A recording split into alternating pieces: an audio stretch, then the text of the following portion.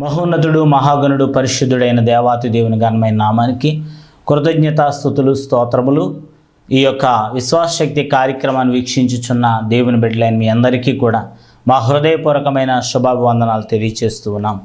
దేవుని బిడ్డలారా, మీ అందరూ కూడా క్షేమంగా ఉన్నారు కదా?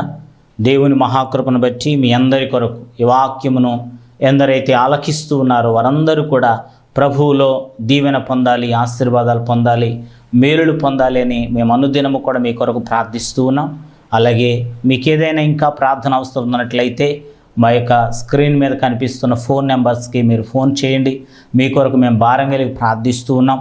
మా సంఘ పరిచర్యలో కూడా దేవాతి దేవుడు అనేక అద్భుతాలు చేస్తున్నారు, ఆశ్చర్యకార్యాలు చేస్తున్నారు. ప్రభు నామాన్ని బట్టి మీకు కూడా దేవుడు తప్పక ఆశ్చర్యకార్యాలు చేయగలవారు కనుక విశ్వాసంతో మాకు ఫోన్ చేయండి. దేవుడు నిశ్చయముగా మీ అందరి కుటుంబాల్లో మేలు చేయాలని మేము నిత్యము కూడా ప్రార్థిస్తున్నామని ప్రేమతో మనవి చేస్తున్నాం. దేని బిడ్డలారా, ఈ శ్రేష్టమైన సమయంలో గతించినటువంటి వారంలో మనము ధ్యానము చేసినటువంటి అదే భాగాన్ని మరలా కంటిన్యూ చేద్దాము.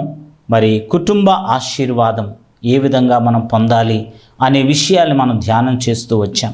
గిద్యోను కుటుంబం ఎలా దీవించబడింది, దావీదు కుటుంబం ఎలా దీవించబడింది, మరదే విధంగా ఓబేదెదోము కుటుంబం ఏ విధంగా దీవించబడింది అనే సత్యాల్ని మనం ధ్యానం చేస్తూ వచ్చాం.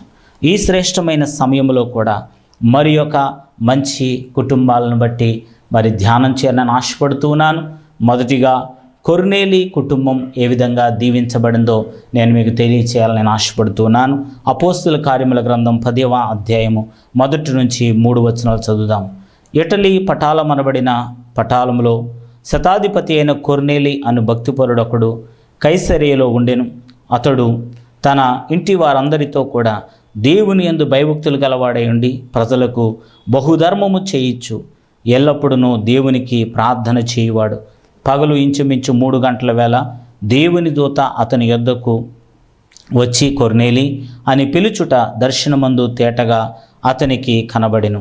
మరి యొక్క మన కుటుంబము ఏ విధంగా దీవించబడుతుంది అంటే, కొర్నేలి కుటుంబము కలిగినటువంటి ఒక గొప్ప లక్షణం ఏమనగా, వారు కుటుంబముగా దేవుని సన్నిధిలో వారు ప్రార్థన అనుభవం కలిగిన వారుగా, భయభక్తులు కలిగిన వారుగా, విశ్వాసం కలిగిన వారుగా, వాక్యమును ధ్యానించేవారుగా అనేకమైన లక్షణాలు కొర్నేలి కుటుంబంలో మనం చూస్తూ ఉన్నాం. దేని బిడ్డలారా, కనుక ఈయన భక్తిపరుడుగా ఉన్నాడు. తన ఇంటి వారందరితో కూడా భయభక్తులు కలిగి ఉన్నాడు. అలాగే బహుధర్మము చేయొచ్చు, ప్రార్థనలు చేయొచ్చు ఉన్నాడు. దాన్ని బట్టి తండ్రి అయిన దేవుడే అతనికి తన దూతలను పంపించి దర్శనము ద్వారాగా ఆయనతో మాట్లాడుతూ ఉన్నారు. ఎన్ని గొప్ప లక్షణాలు ఈయనలో ఈ విధముగా అతనికి వచ్చి ఉన్నది అనేటువంటి విషయాన్ని మనం చూస్తున్నట్లయితే దేని బిడ్డలారా, ఇతని యొక్క జీవితంలో మరి యొక్క చక్కని కుటుంబ ప్రార్థన అనుభవం. దేవుని బిడ్డలారా, దేవుని నమ్ముకున్నటువంటి మీ కుటుంబాల్లో కుటుంబ ప్రార్థన ఉందా? మీ కుటుంబం అంతా కలిసి, మీ పిల్లలతో కలిసి, తల్లిదండ్రులు అందరూ కలిసి మోకరించి ప్రార్థన చేయగలుగుతున్నారా? కొర్నేలి కుటుంబము చక్కని దర్శనాలు పొందింది, చక్కని దైవజనుని యొక్క వర్తమానాలు పొందింది. పేతురును పిలిపించుకొని వాక్యమును ధ్యానం చేయమని మరి దేవుని దూత ప్రకటించినప్పుడు చక్కగా మరి దైవజనులు పిలిపించుకొని చక్కని మాటలు వారు ధ్యానించినప్పుడు వారు రక్షణ పొందడాన్ని మనం ఈ యొక్క అధ్యాయం చివరి భాగంలో మనం చూస్తాం. కనుక నీ కుటుంబం ఎందుకు రక్షించబడటం లేదు? నీ కుటుంబంలో సరైన ఆశీర్వాదం ఎందుకు ఉండట్లేదు? నీ కుటుంబంలో శాంతి సమాధానం ఎందుకు ఉండట్లేదు? నీ కుటుంబంలో అపవాది ఎందుకు ఎక్కువగా పనిచేస్తున్నాడంటే, నీ కుటుంబంలో మొదటిగా కుటుంబ ప్రార్థన లేదు. కనుక దేవుని బిడ్డలారా, మీరు ప్రత్యేకముగా నేటి దినము నుండే మీరు కుటుంబ ప్రార్థన చేయటం ప్రారంభించండి. మీరు కుటుంబ ప్రార్థన చేయగలిగితే నిశ్చయముగా కొర్నేలిని దీవించినట్లుగా, కొర్నేలిని ఆశీర్వదించినట్లుగా తండ్రి అయినటువంటి దేవుడు మీ జీవితాల్లో ఆశ్చర్యకరమైన కార్యాలు చేయబోతున్నారని ప్రేమతో మనం చేస్తూ ఉన్నాను. దేవుని బిడ్డలారా, కనుక ఈ యొక్క అద్భుతమైన రక్షణ భాగ్యం, ఈ పరిశుద్ధాత్మ అభిషేకం, దేవుని యొక్క ఆత్మ సన్నిధి, ఇవన్నీ శాంతి సమాధానం ఏ విధంగా పొందుతాం? దేవుని బిడ్డలారా, మన కుటుంబాల్లో ప్రార్థన ఉన్నప్పుడు అపవాది ఈ లోకములో ఉన్న ఏ ఆయుధానికి భయపడ్డాడు? తాళ్ళకి, తంత్రాలకి, మంత్రాలకి, దేనికి భయపడ్డండి అపవాది.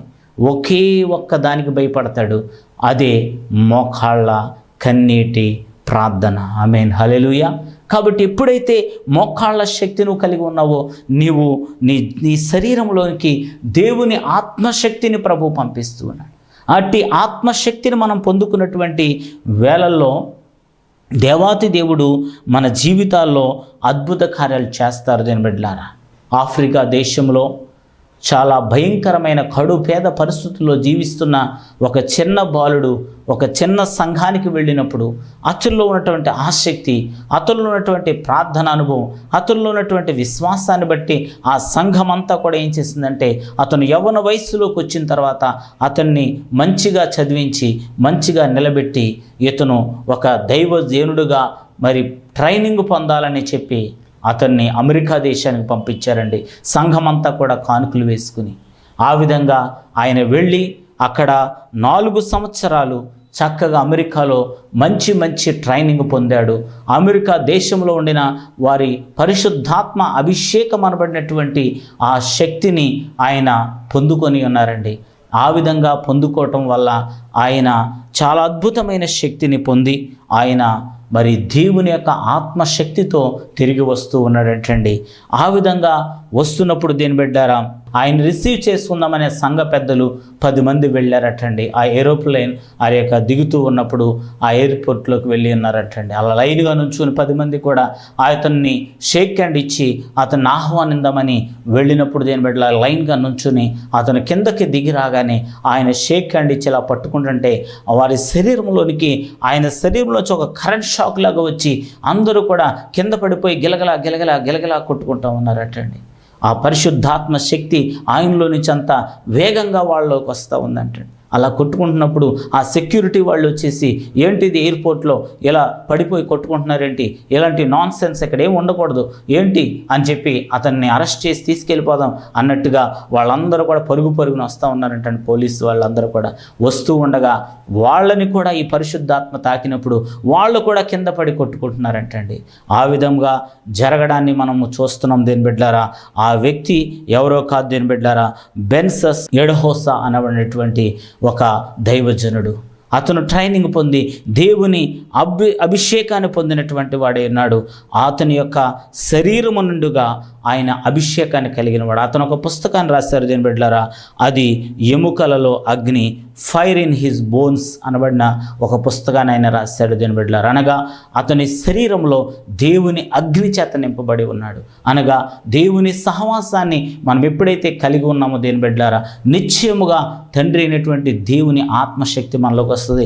ఇలా కొర్నేలి జీవితంలో కూడా ఆత్మశక్తి వారు పొందారు, రక్షణ భాగ్యాన్ని పొందారు. నీ కుటుంబము కూడా దీవెనలు పొందాలంటే, ఆశీర్వాదాలు పొందాలంటే అత్యధికంగా దేవుని సహవాసాన్ని కలిగి, ప్రార్థన అనుభవాన్ని కలిగి, దేవుని యొక్క బిడ్డగా నువ్వు జీవిస్తే అద్భుతాలు చూస్తారు, ఆశ్చర్యకాలు చూస్తారు. కనుక కొర్నేలి కుటుంబం వలె మీ కుటుంబము కూడా చక్కనైనటువంటి ప్రార్థన అనుభవాన్ని కలిగి ఉండాలని, కుటుంబ ప్రార్థన అనుభవాన్ని కలిగి ఉండాలని తెలియజేస్తున్నాను. మరి యొక్క 5వదిగా మనం చూస్తున్నట్లయితే మరి యొక్క కుటుంబాన్ని బట్టి మనం చూద్దాం దేని బిడ్డలారా. మరియా, మార్తా, లాజరు యొక్క కుటుంబం మనము చూసినట్లయితే దేని బిడ్డలారా, యోహాను సువార్త 11వ అధ్యాయము 5వ వచనాన్ని చూసినట్లయితే, యేసు మార్తను ఆమె సహోదరిని లాజరును ప్రేమించెను. ఆమేన్. యేసుక్రీస్తు ప్రభువారు ఒక కుటుంబాన్ని ఆయన ప్రేమించారు. ఆ కుటుంబం ఏమిటినంటే మరియా, మార్తా, లాజరు కలిగినటువంటి ముగ్గురు, మరి 2 అక్కలు 1 తమ్ముడు, మరి ముగ్గురు కుటుంబము కూడా ఆయన ప్రేమించిన కుటుంబంగా మనం చూస్తున్నాం, ఆశీర్వదించిన కుటుంబంగా మనం చూస్తున్నాం. అనగా మనకు తెలుసు దేని బిడ్డలారా, మరియా అయితే ఆయన పాదాల దగ్గర కూర్చొని దేవుని వాక్యం వినింది. మార్త అయితే అనేక విస్తారమైన పనులు పెట్టుకుని ఆమె ప్రయాసపడింది. మరి లాజర్ అయితే బయటకు వెళ్ళి, మరి కొట్ల దగ్గరికి వెళ్ళి, షాపుల్లోకి వెళ్ళి, మార్కెట్లోకి వెళ్ళి ఆ మార్తమ్మ గారికి ఏమేం కావాలో, మరి అయ్యగారికి ఏమేం సిద్ధం చేయాలో అన్నీ తీసుకొస్తూ ఉండేవాడు. ఈ విధంగా వారు ముగ్గురు కూడా మంచి పరిచర్య చేసే అనుభవాన్ని కలిగి ఉన్నారు. అయితే మార్తను, మరి మార్తా నీవు అనేకమైన పనులు పెట్టుకుని మరి నీవు మరి ప్రయాసపడుతున్నావు, కానీ అవసరమైనది ఒక్కటే అంటారు యేసుక్రీస్తు ప్రభువారు, అదే మరి కలిగి ఉందంటారు. అనగా వాక్యం వినడమే అవసరం అన్నారు. కానీ పరిచర్య చేయడం కూడా అవసరమే, బయటకు వెళ్ళి తీసుకురావడం అవసరమే.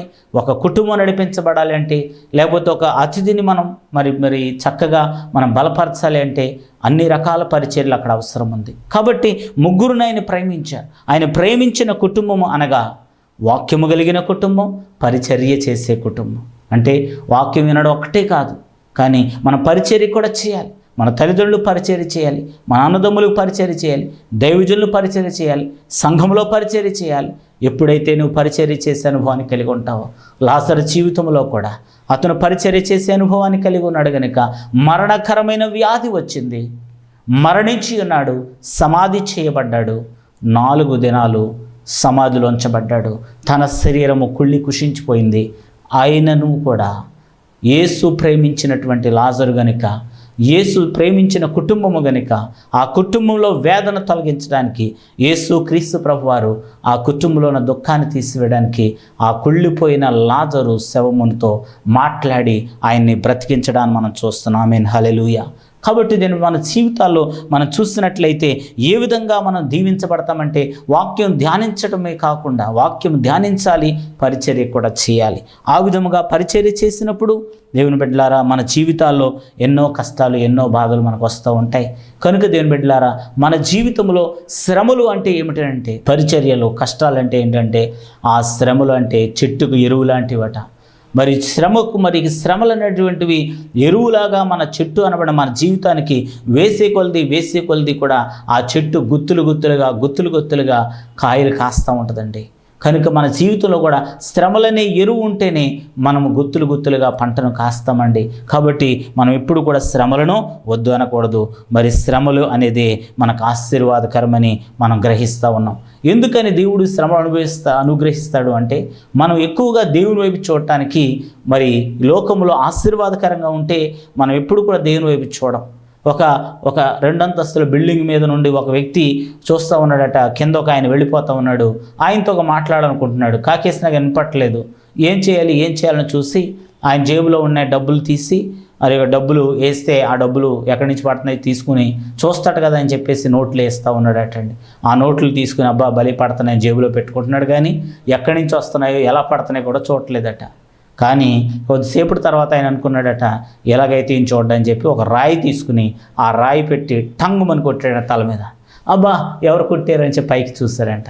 అంటే మీకు అర్థమైందో దేవుని బిడ్డలారా, మన జీవితంలో ఆశీర్వాదాలు వస్తున్నప్పుడు మనం దేవుని వైపు చూడట్లేదు. కానీ ఎప్పుడైతే కష్టాలు వచ్చినాయో, శ్రమలు వచ్చినాయో, బాధలు వచ్చినాయో, ప్రభువా ఎందుకు నాకు ఈ శ్రమలను నువ్వు ప్రార్థన చేస్తున్నావు, అందుకనే శ్రమలు అనేవి నిన్ను దేవునితో సహవాసం ఉండేలాగా చేస్తాయి. కనుక శ్రమలు నువ్వు ఎప్పుడు వద్దనొద్దు. అలాగే మరియా, మార్త, లాజరు కుటుంబంలో ఎన్నో శ్రమలు వచ్చాయి, ఎన్నో బాధలు వచ్చాయి, ఈ యొక్క మరణకరమైన పరిస్థితులు వచ్చాయి. ఆయనను కూడా దేవుని వారు విడిచిపెట్టలేదు. దేవుని బిడ్డలారా, దేవునిలో మరింత ఆశీర్వాదం పొందారు. కనుక మనం కూడా వాక్యమును ధ్యానిస్తూ పరిచర్య చేసేటువంటి కుటుంబాలుగా ఉండాలని ప్రేమతో మనం చేస్తూ ఉన్నానండి. 6వదిగా మనం చూసినట్లయితే చక్కని కుటుంబాలుగా మనం ఉండాలి. అంటే ఔదార్యము గల కుటుంబాలుగా ఉండాలని దేవుని వాక్యము తెలియచేస్తూ ఉంది. దేవుని బిడ్డలారా, మరి ఈ యొక్క సమయంలో ఎహెజ్కేలు గ్రంథంలో చూసినట్లయితే 44వ అధ్యాయము 30వ వచనం చదివినట్లయితే, మీ ప్రతిష్టార్పణములన్నిటిలోనూ తొలుచూలు వాటన్నిటినీ మొదటివియు, ప్రథమ ఫలములన్నిటిలోనూ మొదటివియు యాజకుని వగును, నీ కుటుంబములకు ఆశీర్వాదము కలుగునట్లు మీరు ముందుగా పిసికిన పిండి ముద్దను యాజకులకి ఇయ్యవలెను. ఆమేన్. దేవుని బిడ్డలారా, ఇక్కడ చూస్తున్నట్లయితే దేవుని వాక్యం స్పష్టంగా మాట్లాడుతోంది. మీ కుటుంబం ఆశీర్వాదం కలగాలంటే మీరు ఆ యొక్క మొదట పిసికినటువంటి పిండి ముద్ద, అంటే ఇశ్రాయేల్ దేశంలో వాళ్ళు రొట్టెలు చేసుకుంటారు, గోధుమ రొట్టెలు కనుక వారు పిండిని సిద్ధం చేసినప్పుడు ఆ పిసికినటువంటి ఆ ముద్దలో మొదటి ముద్ద తీసి ఒక పక్కన పెట్టేది యాజకుని కొరకు మరి ప్రక్కన పెట్టి మిగిలినంతా వాళ్ళు తయారు చేసుకోవాలని దేవుడు వాక్యం ఇచ్చాడు. అయితే మన దేశంలో ఏంటంటే రైస్, మనము వరి మరి బియ్యంను మరి వండుకుంటాం కాబట్టి మొదటి పిడికిలి దైవజనునికి మనం తీసి పెట్టాలి. అది తీసి అది దైవజనునికి మనము దేవుని మందిరంలో సమర్పించాలి. అప్పుడు మన కుటుంబము దీవించబడతాది. దేవుని బిడ్డలారా, అనగా మనం పిడికిలి విప్పేవాళ్ళముగా దేవుని పరిచర్య కొరకు, దేవుని యొక్క చిత్తానుసారంగా మరి పరిచర్యను విస్తరింప చేయటం కొరకు మనము ఇచ్చేవారముగా ఉండాలని ప్రేమతో మీకు మనవి చేస్తూ ఉన్నాను దేవుని బిడ్డలారా. కనుక దేవుని సన్నిధిలో తండ్రి అయినటువంటి దేవుడు మీ యొద్ద తీసుకోవాలని ఆయన ఆశపడలేదు, కానీ ఆయన మొదటిగా మనకిచ్చిన తర్వాతే దాంట్లోంచి మనల్ని అడుగుతున్నారు దేవుని బిడ్డలారా. ఇక్కడ రవి, రాజు అని ఇద్దరు ఫ్రెండ్స్ ఉన్నారు. వాళ్ళిద్దరూ కూడా మార్కెట్లో ఎదురైతే ఈ రవి దగ్గర డబ్బులు లేవు, అయితే రాజు దగ్గర మరి డబ్బులు లేవు అని చెప్పి పర్సు మరి ఉంది, అయితే దాని దగ్గర డబ్బులు లేవు కాబట్టి రాజుని మరి హెల్ప్ అడిగాడంటండి. బాబు నాకు ఒక 100 రూపాయలు ఉంటే ఇయ్యి అని చెప్పేసి తీసుకున్నాడంట. తీసుకుంటే రవి తీసుకున్నాడు, 100 రూపాయలు ఇచ్చాడు రాజు తీసుకున్న తర్వాత అలా కొంచెం ఎదురుకి వెళ్ళినప్పటికీ రాజు దగ్గర అతను ఇచ్చిన పర్సులోంచి 100 రూపాయలు ఇచ్చాడు, కానీ కొంచెం దూరం వెళ్ళినప్పటికీ ఆ పర్సు పడిపోయింది. పర్సు పడిపోతే అతని దగ్గర 1 రూపాయి కూడా లేదు. ఒక 10 రూపాయలు ఉంటే ఆటో ఛార్జీతో ఇంటికి వెళ్ళిపోతాడు. అప్పుడు పరుగున వచ్చాడు మరి రవి దగ్గరికి. రవి, నేను ఇప్పుడే నీకు 100 రూపాయలు ఇచ్చాను కదా, ఆ 100 రూపాయల నుంచి నాకు ఒక్క 10 రూపాయలు ఇయ్యి, నా పర్సు పడిపోయింది అని చెప్పాడంట. చెప్తే ఆ రవి అన్నాడంట, లేవు, ఆ 100 రూపాయలు కూడా నా దగ్గర ఖర్చు అయిపోయినాయి, నా దగ్గర లేవు అని చెప్పాడంట. కానీ ఇది న్యాయమా దేవుని బిడ్డలారా? అంటే అతని దగ్గరే 100 రూపాయలు తీసుకున్నాడు, కానీ అతనికి 10 కావాలంటే ఇవ్వలేకపోతున్నాడు. ఈ రోజున కూడా తండ్రి అనే దేవుడు నీకు కొన్ని 100,000 దేవుడు నీకు ఇస్తున్నాడు, దానిలో నుంచి ఒక్క 10 రూపాయలు మాత్రమే దేవుడు అడుగుతున్నాడు. కానీ ఆ 10 రూపాయలు కూడా ఇవ్వలేని పరిస్థితుల్లో మనం జీవిస్తే దేవుని బిడ్డలారా, మరి దేవునికి మనం ఎలా నమ్మకస్తులు ఉంటాం? ఆయన ఎలా మనల్ని దీవిస్తాడు, ఎలా మనల్ని ఆశీర్వదిస్తాడు దేవుని బిడ్డలారా? దేవుని వాక్యం తెలియచేస్తూ ఉంది. ఆ యొక్క 90 రకాల పళ్ళను నీవు తిను అని దేవుడు చెప్పాడు ఏదైనా తోటలో, కానీ ఒకే ఒక ఫలము, మంచి చెడ్డలు తెల్లనిచ్చే ఫలాన్ని నువ్వు తినకూడదని చెప్పాడు. అలాగే 10వ భాగాన్ని నువ్వు తినకూడదని దేవుడు చెప్పాడు. కానీ ఆ 10వ భాగాన్ని కూడా మనమే తినేస్తే దైవజనుడు పరిచర్య ఏ విధంగా దీవించబడతాడు దేవుని బిడ్డలారా? నీ కుటుంబం ఆశీర్వాదకరంగా ఉండాలంటే నువ్వు పిడికిలి విప్పేటువంటి వారముగా, దేవుని కొరకు ఇచ్చేటువంటి వారముగా ఉండాలని ప్రేమతో మనం చేస్తున్నాం దేవుని బిడ్డలారా. 7వదిగా చివరిగా మనం చూసినట్లయితే దేవుని బిడ్డలారా, దేవుని వాక్యము స్పష్టంగా మాట్లాడుతూ ఉంది దేవుని బిడ్డలారా. నోవహు యొక్క కుటుంబము ఏ విధముగా అయితే దీవించబడిందో మనం కూడా నోవహు కుటుంబములాగా మనము రక్షణ ఓడను కట్టేటువంటి వారముగా ఉండాలి అని ప్రేమతో మనవి చేస్తూ ఉన్నాం దేవుని బిడ్డలారా. రండి దేవుని బిడ్డలారా, హెబ్రీయులకు రాసిన పత్రిక 11వ అధ్యాయము 7వ వచనాన్ని మనం చదువుదామండి. విశ్వాసమును బట్టి నోవహు అది వరకు చూడని సంగతులను గూర్చి దేవుని చేత హెచ్చరింపబడి భయభక్తులు గలవాడే తన ఇంటి వారి రక్షణ కొరకు ఒక ఓడను సిద్ధము చేసెను. అందువలన అతడు లోకము మీద నేరస్థాపన చేసి విశ్వాసమును బట్టి కలుగు నీతికి వారసుడాయను. ఈ యొక్క నోవహును గూర్చినట్టి మాటలు మనం చదివినట్లయితే దేవుని బిడ్డలారా, అతని యొక్క జీవితంలో అతను భయభక్తులు కలవాడే దేవుని మాటకు లోబడి ఉండడాన్ని మనం చూస్తూ ఉన్నాం. కాబట్టి అతని యొక్క జీవితంలో మనం చూస్తున్నట్లయితే దేవుని ఎడల భయభక్తులు కలిగి అతను జీవిస్తున్నటువంటి వేళల్లో అతనికి దేవుడు ఒక ఆజ్ఞ ఇచ్చారు.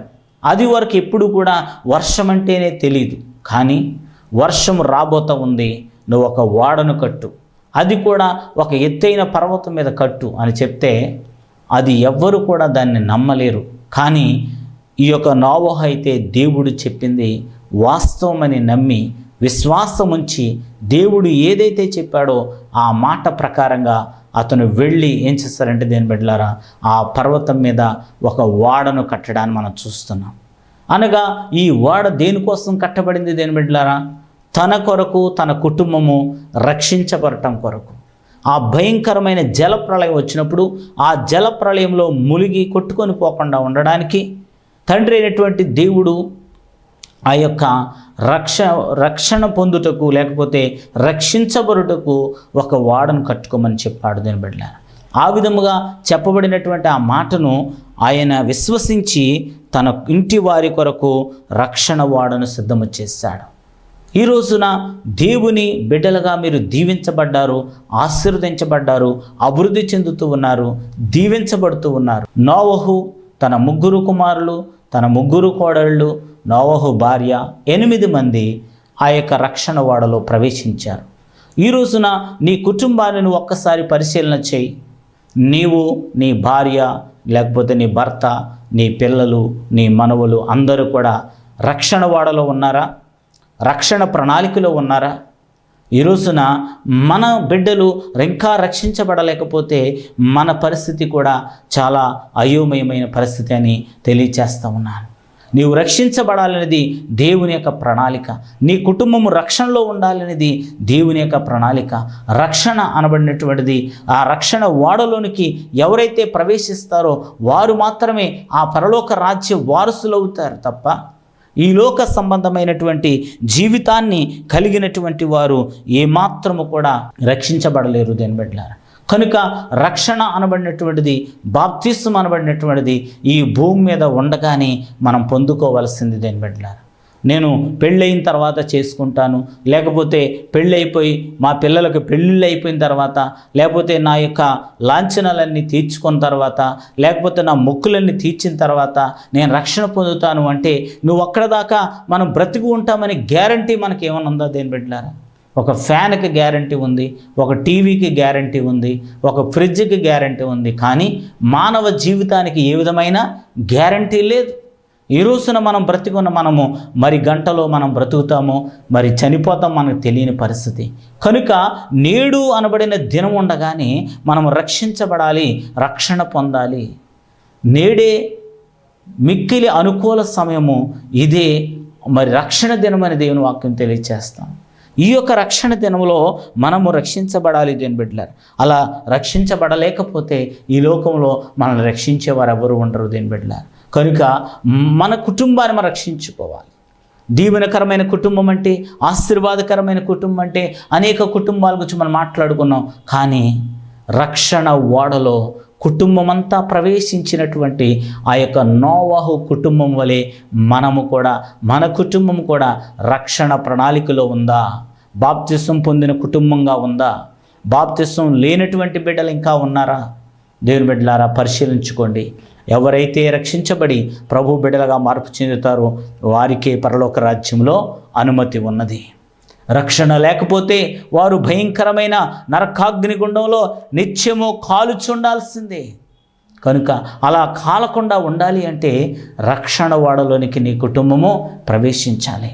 కనుక ఇదే మిక్కిలి అనుకూలమైనటువంటి సమయమని దేవుని వాక్యం మీతో మాట్లాడుతున్నప్పుడు, దేవుని వాక్యాన్ని వింటూ ఉండగా దేవుని ఆత్మ నిన్ను ప్రేరేపించినట్టయితే ఇప్పుడే నీ దైవజన్ దగ్గరికి వెళ్ళి నీవు, అయ్యలారా నేను రక్షణ పొందాలంటే ఏం చేయాలని నువ్వు అడిగి మారు మనసు పొంది పశ్చాత్తాపం కలిగి నీవు రక్షణ అనబడిన బాప్తిస్మాన్ని పొందినట్లయితే నీవు పరలోక రాజ్యాన్ని చేరుకుంటావని ప్రేమతో మీకు మనవి చేస్తూ ఉన్నాను దేని బిడ్డలారా.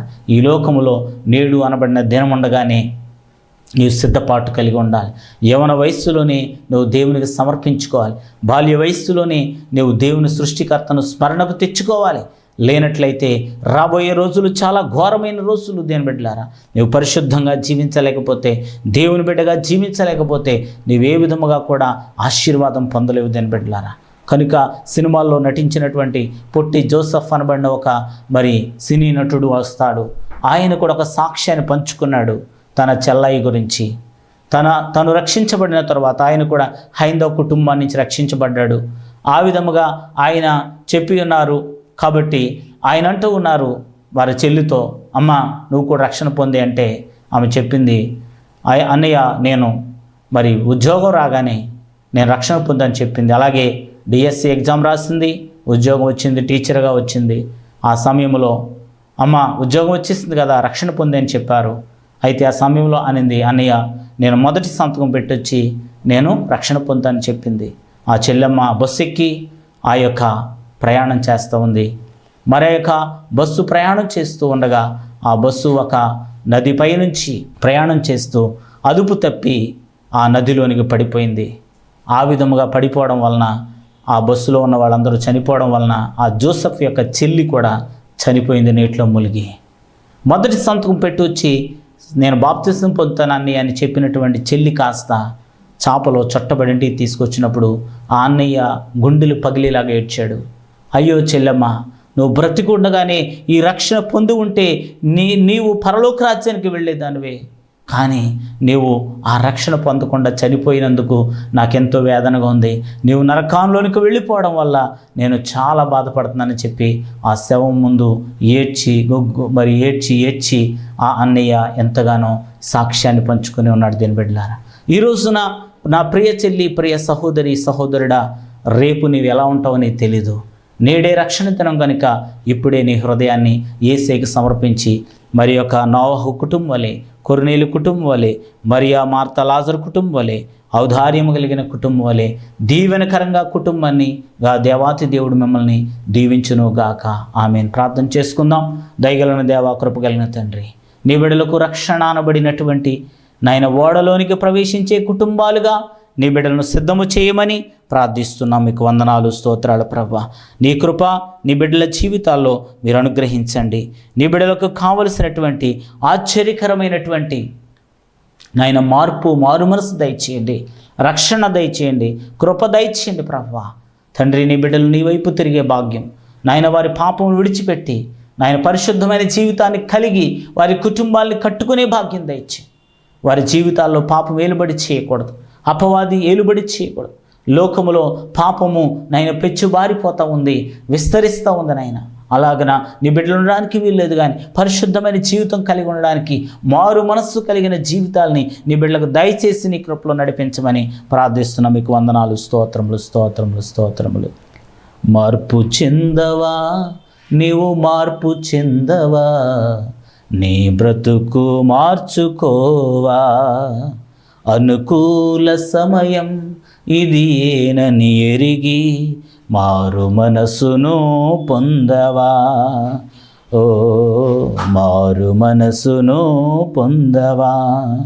మార్పు చెందవా, నీవు మార్పు చెందవా, నీ మనసు మార్చుకోవా, నీ బ్రతుకు మార్చుకోవా. ఎన్నాళ్ళు నీవు జీవించినా గాని ఏముంది ఈ లోకంలో, ఇన్నాళ్ళు నీవు చేసిన క్రియలన్నిటికీ తీర్పుంది పైలోకంలో. తీర్పు దినమునందున ఆయన ముందర నీవు నిలచే ధైర్యము నీకుందా,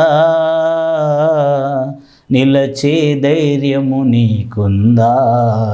మార్పు చెందవా, నీవు మార్పు చెందవా, నీ మనసు మార్చుకోవా, నీ బ్రతుకు మార్చుకోవా. అవును ప్రియబిడ్డ, ప్రియ సహోదరి, ప్రియ సహోదరుడా, నీ హృదయాన్ని మార్చుకొని ప్రభువుకు సమర్పిస్తే నీ కుటుంబము దీవించబడుతుంది, నీ కుటుంబము ఆశ్రయించబడుతుంది. నా ప్రభువా, నీ బిడ్డల యొక్క కుటుంబాలను బట్టి ప్రార్థిస్తున్నాం.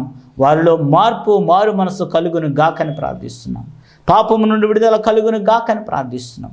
కొర్నేలి కుటుంబం వలె కుటుంబ ప్రార్థన కలిగినటువంటి కుటుంబాలుగా, దీవెనకరమైన కుటుంబాలుగా, ఆశీర్వాదకరమైన కుటుంబాలుగా వారిని దీవించండి నాయన. వారి కుటుంబాల్ని పట్టి పీడిస్తున్నటువంటి ప్రతి అప్పుల బాధల నుండి, రోగముల నుండి, శత్రు సమూహాల నుండి, సైతాను శోధల నుండి మీరే విడుదల కలుగు చేయమని ప్రార్థిస్తున్నాం. అద్భుతమైన విమోచన కలుగును గాకని ప్రార్థిస్తున్నాం. సమాధానం కలుగును గాకని ప్రార్థిస్తున్నాం. దీవెన కలుగును గాకని ప్రార్థిస్తున్నాం. నీ మహిమ చేత నింపి మంచి ఆశీర్వాదకరమైన కుటుంబాలుగా నీ బిడ్డలను దీవించి మీరే మహిమ, ఘనత, ప్రభావాలు ఆరోపించుకోమని నజరేయుడైన యేసునామమున అడుగుచున్నాం పరమ తండ్రి, amen. May God bless you all. దేవుడు బాగా దీవించి ఆశీర్వదించును గాక. Thank you. Praise lord.